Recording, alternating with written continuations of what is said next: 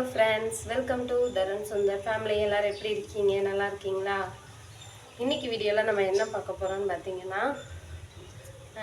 தம்பிக்கு வந்து மண்டை உடஞ்சிருந்துச்சுன்னு ஒரு வீடியோ போட்டிருந்தேன்ல, தருணுக்கு தலையில் அடிபட்டுருக்குன்னு ஒரு வீடியோ போட்டிருந்தேன். அதுக்கு வந்து ஒரு கமெண்ட்டுங்க. நான் அதை பெருசாக எடுத்துக்கல. ஏன்னா நம்ம நல்லா இருந்தாலும் 4 பேர் நம்மளை பேசுவாங்க, நல்லா இல்லைனாலும் 4 பேர் பேசுவாங்க. நல்லா வாழ்ந்தா ஊரையே ஏமாற்றி பழிக்கிறான் அப்படின்னு சொல்லி சொல்லுவாங்க. ஒரு வேளை நல்லா வாழ முடியாமல் கஷ்டப்பட்டு ரொம்ப ஏதோ ஒரு வேதனையில் வாழ்கிறாங்க அப்படின்னா அவன் பண்ணால் அவனுக்கு அது தேவைதான் அப்படிம்பாங்க. ஊர் வாயை மூடினாலும் உளவாயை மூடினாலும் ஊர் வாயை மூட முடியாது. அன்னைக்கு நான் அது எதுக்காக நான் போட்டேன், தருணுக்கு தலை உடஞ்சிருக்கு அப்படின்ட்டு. பிள்ளைங்க இப்போ லீவில் இருக்காங்கல்ல, பிள்ளைங்க ரொம்ப சேட்டை செய்வாங்க. எல்லார் வீட்லேயுமே சின்ன பிள்ளைங்க இருப்பாங்க. கொஞ்சம் சேட்டை செய்வாங்க, கீழே விழுகலாம். எங்கள் வீட்டில் நடந்தது உங்கள் வீட்டில் நடந்துடக்கூடாது, கொஞ்சம் கேர்ஃபுல்லாக இருங்கங்கிறதுக்காக தான் அந்த வீடியோ வந்து நான் போட்டேன். அதை வந்து நிறைய பேர் தருணுக்காக பிரார்த்தனை பண்ணுறேன்ட்டு கமெண்ட் பண்ணியிருந்தீங்க. ரொம்ப நன்றி எல்லாருக்குமே ரொம்ப நன்றி. ஒரே ஒரு கமெண்ட்டு தான், அந்த ஒரு கமெண்ட்டுக்காக மட்டும்தான் தருண் நேற்று வருத்தப்பட்டு பேசினான். இப்போ வந்து தருண் கொஞ்சம் பெரிய பண்ணிட்டான். அவனே என் ஃபோனில் பாஸ்வேர்டெல்லாம் எடுத்து அவனே யூடியூப் வந்து பார்க்குறான், யூடியூப்பில் கமெண்ட் பார்க்குறான், லைக் எவ்வளோ இருக்குன்னு பார்க்குறான். நான் இப்போ ஃபோன் யூஸ் பண்ணுறது ரொம்ப குறைஞ்சிருச்சுங்க.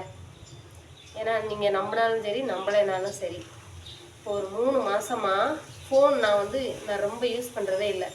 அதிகமாக உங்களுக்கே தெரியும், நான் வீடியோ போடுறதில்ல, கமெண்ட்ஸுக்கெலாம் ரிப்ளை பண்ணுறதில்ல. அதுக்கு காரணம் என்னோட உடல் சூழ்நிலை ஒன்று, இன்னொன்று பிள்ளைங்க வந்து நான் இப்போ கொஞ்சம் அவங்கள பார்க்குற மாதிரி நமக்கு சூழ்நிலைகள் வந்து இருக்குது. அதனால தான் நான் வந்து ஃபோனை வந்து ரொம்ப இப்போ யூஸ் பண்ணுறதில்ல. இப்போ நான் அந்த வீட்டிலேருந்து இந்த வீட்டுக்கு வந்ததுனாலையும் சரி, ஃபோனை எனக்கு ரொம்ப யூஸ் பண்ணக்கூடிய ஒரு சூழ்நிலை இல்லை. அதுக்கு என்ன காரணம் அப்படிங்கிறத நான் நாளைக்கு சொல்கிறேன். இப்போ தருண் வந்து அந்த என்ன கமெண்ட் அப்படிங்கிறத நான் தம்ப்நெயிலில் போடுறேன். தம்ப்நெயில் இருக்குல்ல, பார்த்துட்டு உள்ளே வரீங்கன்னா அந்த தம்ப்நெயிலில் பெருசாக நான் போடுறேன் அந்த கமெண்ட்டை. அதில் என்ன போட்டிருக்குன்னு நீங்களே பாருங்கள்.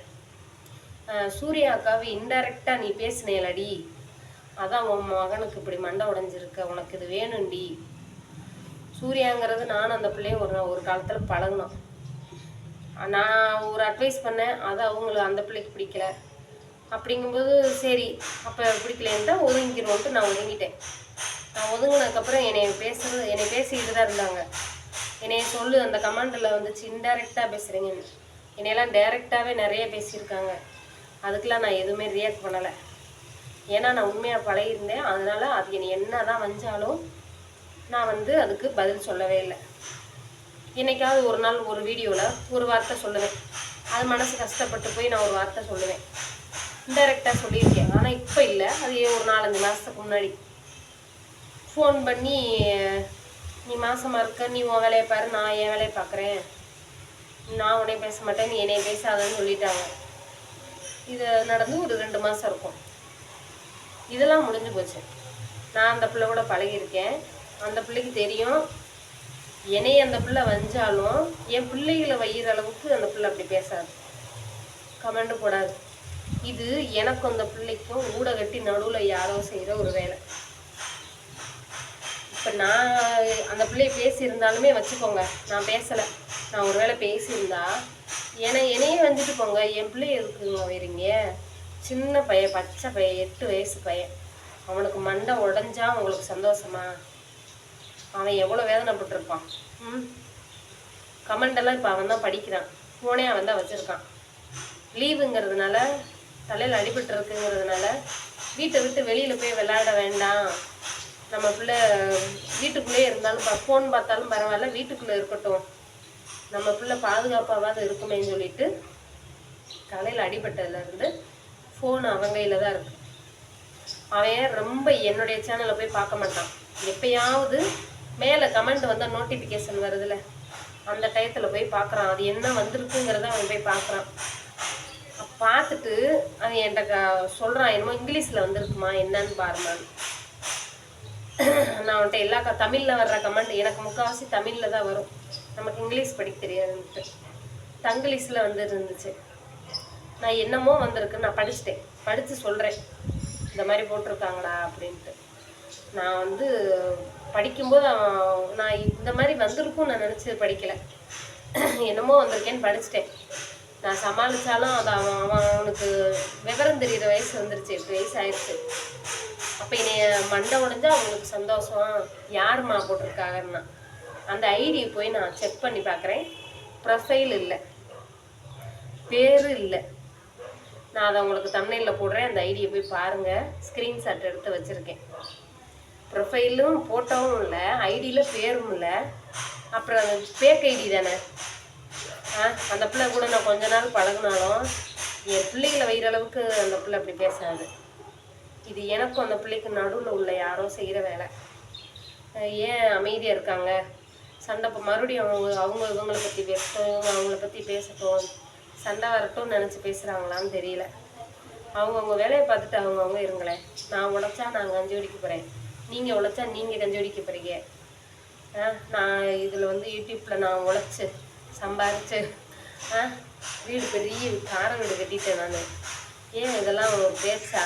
பச்சை பிள்ளைவன் அந்த மண்டை உடஞ்ச நேரம் மழை தூரிக்கிட்டு இருக்கு, மண்டை உடஞ்சி ரத்தம் அப்படியே ஊற்றுது, கழுத்து காதுலேருந்து இப்படியே ஊற்றுது. சின்ன பையன் கையில் வச்சு எங்கள் வீட்டுக்காரர் வச்சுருக்காரு சின்ன பையனை.